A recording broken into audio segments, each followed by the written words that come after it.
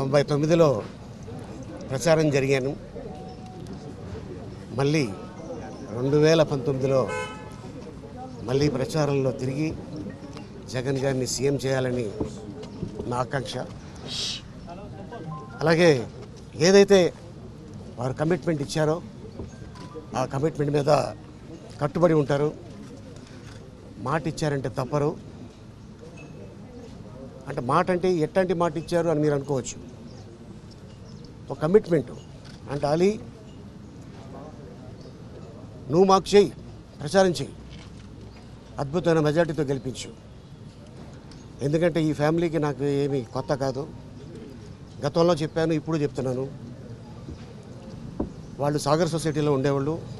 ఒక వీధి పక్కనే మాది అరోరా కాలనీ.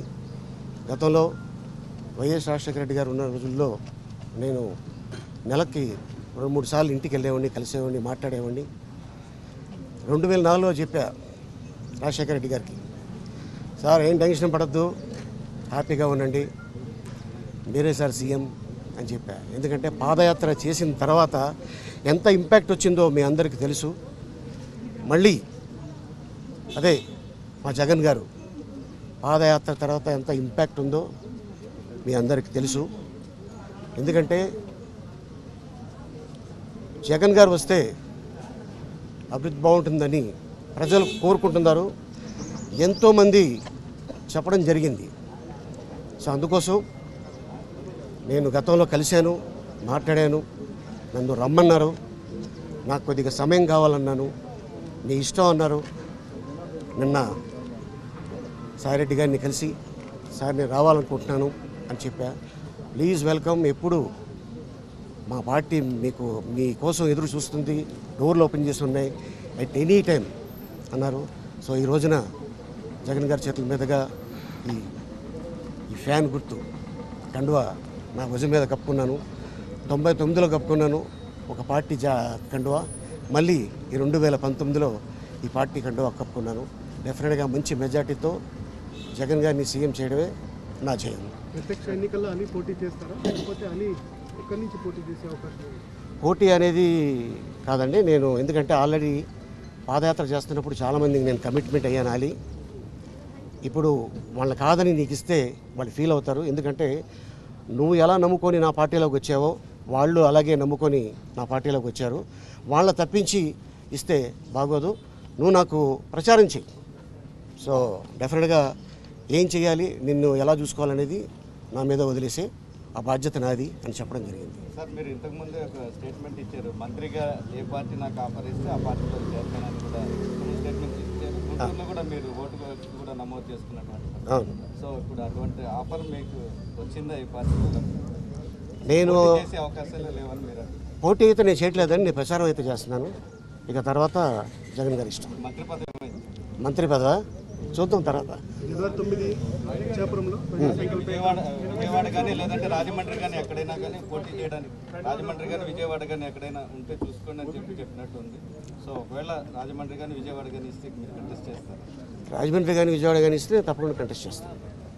సార్, జనవరి 9న ఇచ్చాపురం పాదయాత్ర ముగింపు సందర్భంగా జాయిన్ అవుతారని చెప్పి అప్పుడు అన్నారు. అది ప్రచారాలు వచ్చింది. మధ్యలో మీరు చంద్రబాబు గారిని కలిశారు, మళ్ళీ పవన్ కళ్యాణ్ గారిని కలిశారు. యాక్చువల్గా మళ్ళీ మనసు మార్చుకొని వైసీపీ వైపు వచ్చారు. అంటే ఏంటి సార్ యాక్చువల్గా అలీ యొక్క పొలిటికల్ స్ట్రాటజీ అర్థం కాదు? అలీ పొలిటికల్ స్ట్రాటజీ అర్థం కాలేదని కాదు, కొత్త సంవత్సరంలో అందరినీ కలిశాను, అందరితో మాట్లాడి విషయం చెప్పి వచ్చా.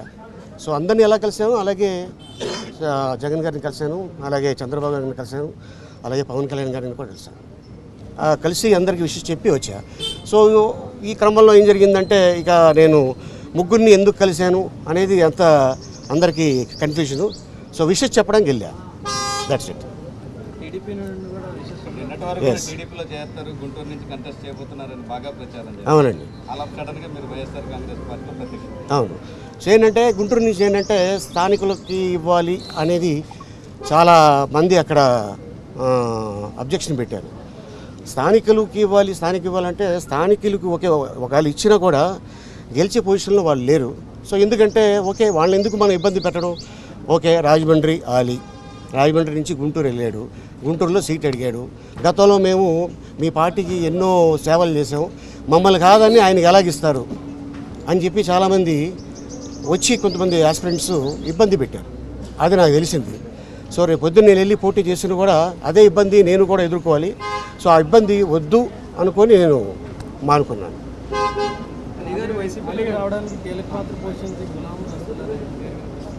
ఎస్, గులాం గారు అండ్ అలాగే రసూల్ గారు ఇంకా చాలామంది. ఎక్కడెక్కడ స్టార్ట్ చేస్తారు ఏంటి పార్టీ ఎక్కడి నుంచి అంటే అక్కడి నుంచి నేను స్టార్ట్ చేస్తాను.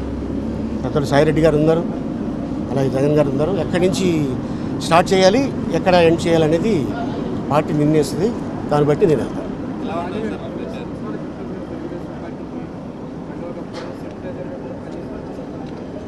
ఏదండి?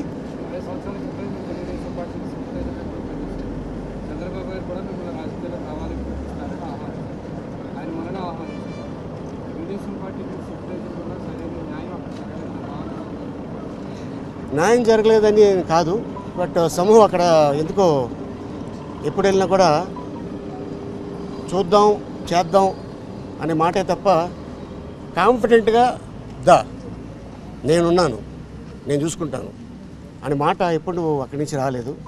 సో అందుకోసం నేను విరమించుకున్నాను ఆ పార్టీ. పవన్ కళ్యాణ్ అత్యంత సన్నిహితులు, జనసేన పార్టీ ఉంటుండగా మీరు వైసీపీని చూస్ చేసుకోవడానికి గల కారణం?